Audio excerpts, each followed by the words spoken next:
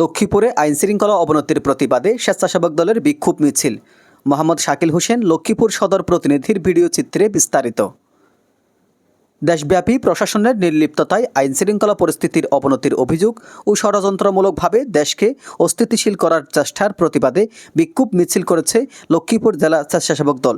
সোমবার 15 জুলাই বিকেলে লক্ষ্মীপুর জেলা স্বেচ্ছাসেবক দলের আয়োজনে শহরের গুরুত্বপূর্ণ সড়ক প্রদক্ষিণ করে এই বিক্ষোভ মিছিল অনুষ্ঠিত হয়।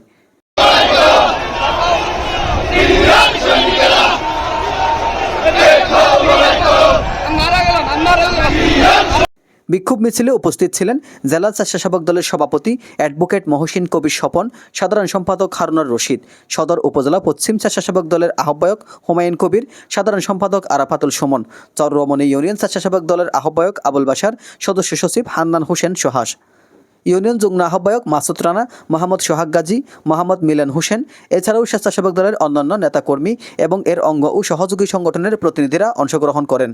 এ সময় বক্তারা বলেন, বর্তমান সরকারের ছত্রছায়ায় দেশের বিভিন্ন স্থানে অপরাধ ও অরাজকতা বাড়ছে। প্রশাসনের নির্লিপ্ততা ও পক্ষপাত দুষ্ট আচরণের ফলে সাধারণ জনগণ নিরাপত্তাহীনতায় ভুগছে।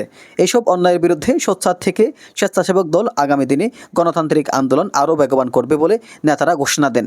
বিক্ষোভ শেষে এক সংক্ষিপ্ত সমাবেশে আগামী দিনে আরও বৃহত্তর কর্মসূচির ঘোষণা দেওয়ার কথাও বলেন নেতৃবৃন্দ। এজান নিজামুদ্দিন, ডেস্ক রিপোর্ট।